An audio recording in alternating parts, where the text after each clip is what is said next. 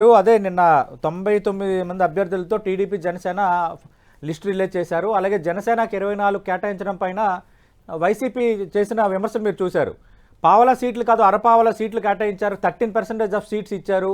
ఇవేని మేము పోటీ చేస్తున్నామని పవన్ కళ్యాణ్ అన్నారు. గతంలో సీఎం అవుతామన్నారు, ఏదేదో హడావుడి చేశారన్న అంశాన్ని వైసీపీ ఎత్తి చూపుతుంది. నమస్తే సతీష్ గారు, అలాగే పుత్తుల విజయ్ కుమార్ గారికి, వెంకటరెడ్డి గారికి, అట్లా కంటి వీక్షలందరికీ నమస్కారం. నమస్తే అండి. ఇప్పుడు స్నేహం అంటే స్నేహం విలువ తెలిస్తే ఆ స్నేహం గురించి ఒక అనుబంధం, ఒక మిత్రుడో లేదా ఒక తోబుట్టువో, ఒక అన్నో తమ్ముడో లేదంటే భార్యో పిల్లలో ఏదో ఒక అనుబంధాన్ని మనం ఆస్వాదించేటట్టుంటే ఆ అనుబంధం యొక్క విలువ తెలుస్తుంది. స్నేహితుల యొక్క విలువ తెలిస్తే ఈ విధమైనటువంటి విమర్శలు రావు అనేది నా యొక్క అభిప్రాయం. స్నేహం ఇప్పుడు ఒక స్నేహం పూర్వకమైనటువంటి పొత్తు అంటే ఏంటి? ఒక స్నేహం ఒకసారి రాజకీయంగా దాని పొత్తు అనే పదాన్ని వాడతాం. ఈ అలయన్స్ అంటే ఇరు పార్టీల మధ్య స్నేహ బంధం ఏర్పడేటప్పుడు దానిలో హెచ్చుతగ్గులు ఉంటాయా హెచ్చుతగ్గులు ఉంటాయా లేదంటే సమవుజ్జి ఉంటుందా అనేది అలా అంటే సమంగా అంటే ఏదో ఇద్దరు ఎత్తు సరిగ్గా ఉన్నారా లేదా, కురసగా ఉన్నారా, లావు కరెక్ట్ గా ఉన్నారా ఇలా చూసుకోరండి. ఒక దీనికోసం ఒక ఇద్దరు ఒక క్లాస్ లో జాయిన్ అయినప్పుడు ఇద్దరు మిత్రులు ఏర్పడతారు, లేదా ఒక లక్ష్యం కోసం ఇద్దరు కష్టపడి చదువుకుంటే మంచి మార్కులు వస్తాయని ఆ లక్ష్యం కోసం చదువుకుంటూ ఉంటారు. దీనిలో నేను రాస్తే నాకు 60 మార్కులు వచ్చినాయి, నీకు 40 వచ్చినాయి కాబట్టి నువ్వు నా మిత్రుడిగా పనికిరావు అనేది ఎవరికంటే మిత్రత్వం తెలవనటువంటి వాళ్ళకి ఇది వర్తించుతుంది అది. అంతేగాని ఇప్పుడు వారికి మాకు మధ్యలో ఒక చర్చ జరుగుతా ఉంది. చర్చ జరిగి అది సఫలీకృతం అయ్యి ఈ విధంగా పోటీ చేస్తామని అనుకున్నాం. ఏదైనా అభ్యంతరాలు లేదా ఇతరత్ర అంశాలు ఉంటే వాళ్ళ కేడర్కు ఉండాలి, లేదా మా కేడర్కు ఉండాలి, లేదా మా నాయకులకు ఉండాలి, లేదా వాళ్ళ నాయకులకు ఉండాలి. మధ్యలో వీళ్ళకేంటి బాధ, అసలు వీళ్ళకేంటి ఇబ్బంది? అది కూడా ఏ విధంగా మాట్లాడుతున్నారు? పవన్ కళ్యాణ్ గారు ఆయన సీట్ ని ఆయన అనౌన్స్ చేసుకోలేని స్థితిలో ఉన్నారు అన్నట్టుగా మాట్లాడుతున్నారు. ఈరోజు జగన్మోహన్ రెడ్డి గారు ఎందుకు అనౌన్స్ చేసుకోవాలా? జగన్మోహన్ రెడ్డి గారు కూడా అదే వర్తిస్తుందా? మీరు చెప్పే విమర్శ జగన్మోహన్ రెడ్డి గారు ఆయన సీటు ఆయన స్థానాన్ని ఆయన ఇంతవరకు అనౌన్స్ చేసుకోవాలా అంటే దేనికోసం? అంటే అక్కడికి వచ్చేటప్పుడు జగన్మోహన్ రెడ్డి గారు ఏమో ఏమైనా చేయగలిగినటువంటి, ఇక్కడేమో పవన్ కళ్యాణ్ గారు ఏమీ చేయలేనటువంటి అనే విధంగా మీరు పోటీ చెప్పడం ఏంటి? ఇప్పుడు ఆయన స్థానాన్ని ఆయన నిర్ణయించుకుని పోటీ చేస్తారు. అది ఒక రాజకీయ పరమైనటువంటి ఆలోచన. మీకు వచ్చిన ఇబ్బంది ఏంటి? ఎప్పుడు అనౌన్స్ చేసుకోవాలో, ఎప్పుడు చేసుకోవాలో, లేదా ఎప్పుడు అనేది ఆయన పార్టీ పరంగా ఆయన చర్చించుకుని ఆయన నిర్ణయించుకుంటారు. అది రాజకీయంగా తీసుకునేటువంటి నిర్ణయం జరుగుతూ ఉంటుంది. ఇప్పుడు చంద్రబాబు నాయుడు గారి పేరు చివరిలో 94వ పేరు కింద ప్రకటించుకున్నాడు. ఆయన ప్రకటన వచ్చినప్పుడు దానిలో 94 ఎందుకు ఉందండి? పార్టీలో ఆయన 94వ స్థానం అంటావా? ఏం మాట్లాడతాం సార్? ఇది ఎంత ఊరినంటే అనవసరమైనటువంటి, అంతే కదా. 94 స్థానాలు ప్రకటిస్తే ఆయన 94వ స్థానంలో ఆయన పేరు ఉంది అంటే పార్టీలో ఆయన స్థానమే దిగజారిపోయి 94 రామకృష్ణ ప్రసాద్ గారు అని అంటారా? వైఎస్ఆర్ కాంగ్రెస్ పార్టీకి సంబంధించి మార్పులు చేర్పులు అనేవి ఆ పార్టీ అంతర్గత వ్యవహారం అయినప్పటికీ కూడా టీడీపీ జనసేన విమర్శలు చేశారు, ఇంకా పని అయిపోయింది అన్నారు. అలాంటప్పుడు మేము జనసేన టీడీపీ లిస్ట్ పై మేము ఎందుకు మాట్లాడమని నిన్న మంత్రులు చేసిన కామెంట్. మరి వాళ్ళు మా లిస్టుల మీద, మా మార్పులు చేర్పుల మీద వాళ్ళు మాట్లాడేటప్పుడు మేము ఖచ్చితంగా ఆ లిస్టుల మీద మేము ఎందుకు మాట్లాడకుండా ఉంటాం, ఇది రాజకీయం అని. అది ఒప్పుకుంటా. రాజకీయంగా మాట్లాడండి, మేము మాట్లాడాం కాబట్టి మీరు మాట్లాడుతున్నారు అనేది ప్రజలకు చెప్పి మాట్లాడండి. ఏముంది, ఇబ్బంది ఏముంది? మీరు ఇష్టం వచ్చినట్టు మాట్లాడుకోండి. ఇప్పుడు రామకృష్ణ ప్రసాద్, ఇప్పుడు వెంకటరెడ్డి గారు ఇప్పుడు తెల్ల షర్ట్ వేస్తే నేను నల్ల షర్ట్ అన్నాను కాబట్టి ఇవాళ నేను తెల్ల షర్ట్ వేస్తే ఆయన నల్ల షర్ట్ అన్నాడు, లేదంటే నేను తెల్ల షర్ట్ ని నేను కనపడి కాదండి ఇది తెల్ల షర్ట్ అని నాకు తెలిసి నేను తెల్ల షర్ట్ అని అంటే లేదు నేను నల్ల షర్ట్ వేసాను ఆయన కావాలని తెల్ల షర్ట్ అన్నాడని అంటే ఆయన అభిప్రాయం ఏమన్నా కావచ్చు. అంటే నేను నిజం చెప్పినా విమర్శగా తీసుకుని ఉండొచ్చు, లేదా నేను విమర్శించాను కాబట్టి విమర్శించాలని భావన ఉండొచ్చు. అలా విమర్శించే ఉద్దేశం ఏదంటే అది ఇక్కడ వాస్తవాలు మాట్లాడుతున్నాం. నేనేమన్నాను, ఇక్కడ మీరు చేసినటువంటిది, మీరు పంపించినటువంటిది, మీరు ట్రాన్స్ఫర్ చేసినటువంటి వ్యక్తులు అక్కడ గెలవరు అనేటువంటిది మీరు చూసుకోండి. మీరు ఏ ఆధారంగా ఉన్నారో చూసుకోండి. ఇప్పుడు మా నియోజకవర్గానికి, పెనలూరు నియోజకవర్గానికి ఒక నాయకుడు ఇక్కడ జిల్లా నుంచి మంత్రినే పంపించారు.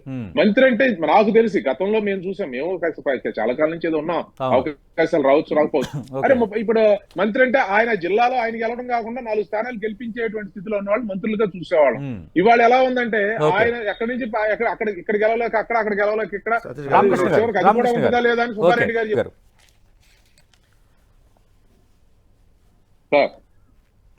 రామకృష్ణ ప్రసాద్ మాట్లాడండి సార్, మాట్లాడండి.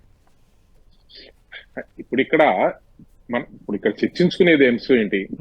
ఈ రోజు పొత్తుల్లో భాగంగా మేము కేటాయించుకునే, ఇప్పుడు భారతీయ జనతా పార్టీ మాకు పొత్తులో వచ్చేటువంటి అవకాశం ఉందనేటువంటి వార్తలు ఉన్నాయి. సరే, పత్రికల్లోనే వస్తా ఉన్నాయి. వాళ్ళు 6, 8, 10 ఏదో 4, 2 పోటీ. అంత మాత్రాన వాళ్ళ జాతీయ పార్టీ కదా, Okay. వాళ్ళకి అంటే వాళ్ళు ఎట్లా చెప్పాలంటే బలం లేదనా, లేదంటే అంటే ఇప్పుడు ఇక్కడ రెండు విషయాలు గుర్తుపెట్టుకోవాలి సతీష్ గారు. మనం ఒక విషయం మీద ఏం స్పష్టత ఇవ్వదలిచాం. ఇప్పుడు భారతీయ జనతా పార్టీ ఏది ఒకవేళ మాతో పొత్తు పుచ్చుకునే సందర్భంగా, లేదా గతంలో పొత్తులో ఉంది, ఉదాహరణ సరే రేపు ఏమవుతుంది అనేది అట్లా ఉంచుతాం. అంటే రామకృష్ణ గతంలో ప్రసాద్ గారు పొత్తులో బీజేపీ ఉన్నప్పుడు- రావడం ఖాయమేనా పొత్తులో? కాదు సార్, గతం నేననేది ఇప్పుడు పత్రికల రావడం వార్తల ఆధారంగా ఖాయమేనా? అంతకుముందు కూడా మీరు నన్ను అడిగారు, నేను ఇదే మాట చెప్పాను. అధికారికంగా మాకు ఏ విధమైన సమాచారం లేదు. ఒక అధికార ప్రతినిధిని ఇప్పుడు ప్రతి ఒక్కళ్ళు మాట్లాడొచ్చు, ఎవరైనా పార్టీ కార్యకర్తలు కానీ ఎవరైనా సరే చెప్పొచ్చు, కానీ మేము చెప్పే అభిప్రాయం ఖచ్చితంగా అది అధికారికమైన అభిప్రాయం. దానిలో గడవకాయం లేదు. మేము వస్తుందని మీకు చెప్పానంటే మీరు ఇంకా స్క్రోలింగ్ చేసుకుని మీరు ఖచ్చితంగా న్యూస్ కింద ఇవ్వచ్చు. కాబట్టి అది ఏం జరుగుతుంది అనేది అధికారికంగా మాకు సమాచారం పార్టీ ఇవ్వనప్పుడు నేను దాని అటువంటి ప్రధానమైన అంశాలను నేను స్పందించడం బాగుండదు. అయితే నేనేమంటాను, గతంలో 14 సీట్లు 15 సీట్లు వాళ్ళు పోటీ చేశారు 2014లో మాతో పొత్తులో. అంత మాత్రాన అది బలహీనమైన పార్టీ అనో లేదంటే వాళ్ళు తగ్గారనో అట్లా కాదండి. ఓకే. ఇక్కడ ఉన్నటువంటి పరిస్థితుల ఆధారంగా ఒక ఉమ్మడి లక్ష్యం కోసం పనిచేస్తున్నప్పుడు అది పనిచేయటం. ఉదాహరణకి కమ్యూనిస్ట్ పార్టీ ఒక్క సీటు తీసుకున్నారు తెలంగాణలో కాంగ్రెస్ పార్టీ దగ్గర నుంచి. అంత మాత్రాన కమ్యూనిస్ట్ పార్టీ పూర్తిగా అసలు అది ఒక జాతీయ పార్టీకి సంబంధించి. అంటే మనకి అక్కడ ఇందాక చెప్పింది అదే, పొత్తులో స్నేహ ధర్మాన్ని మనం చూసుకోవాల్సిన అవసరం ఉంది. ఎస్, వారు విమర్శించారు. ఎవరు వెంకటరెడ్డి గారు దాకా అన్నప్పుడు మీరు ముందు కలిశారు మరి విడిపోయారు కదా అంటే, అది మిత్రభేదం మిత్రలాభం. మిత్రభేదం వచ్చినప్పుడు ఏ విధంగా చెన్నై సూరి గారిది చదివితే తెలుస్తుంది ఏది.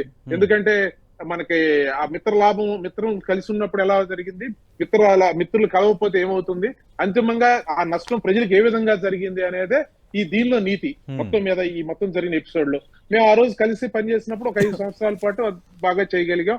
ఒక మంచి దీంతో వచ్చాం. సరే, మధ్యలో మీరు వచ్చిన తర్వాత మీరేదో చేస్తారని ఆశించి ప్రజలు అప్పచెప్తే మేము ఆ రోజు రకరకాల కారణాలతో విభేదించితే మిత్రభేదం జరిగితే ఈ రాష్ట్రం ఏ విధంగా నష్టపోయింది, అందరూ ఏ విధంగా నష్టపోయారు అనేది కళ్ళకు కనపడతా ఉంది. దానికోసమే అందరూ ఈ రోజు మరలా త్యాగాలు చేయొచ్చింది. ఈ త్యాగాలు జనసేన వాళ్ళే ఒక్కళ్ళే చేయట్లేదు, తెలుగుదేశం వాళ్ళు ఒక్కళ్ళే చేయట్లేదు, పార్టీ కార్యకర్తలు దానిలో పోటీ చేసే నాయకులు ఒక్కళ్ళే చేయట్లేదు.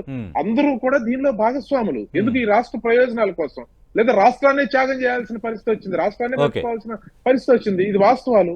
మనం ఎన్ని మాట్లాడుకున్నా మనం ఎన్ని మాట్లాడుకున్నా సతీష్ గారు పార్టీ కోసం పనిచేస్తానే ఉన్నాం కదా. అంటే రాజకీయాల్లో ఒకసారి రాజకీయ నాయకత్వాన్ని స్వీకరించిన తర్వాత పదవుల కంటే అంటే కొత్తగా వచ్చిన వాళ్ళకి రెకగ్నేషన్ కావాలి. ఇప్పుడు నేను ఉన్నాను సార్, భగవంతుడి దయ వల్ల మీలాంటి మంచి ఇక్కడ ఉన్న వాళ్ళందరూ మంచి మిత్రులు, లేదంటే ప్రజలతో పనిచేసే అవకాశం ఒక శాసనసభ్యుడు చేసిన దానికంటే ఎక్కువ చేసేటువంటి పరిస్థితి ఆనాడైనా ఈనాడైనా నాకు వచ్చింది.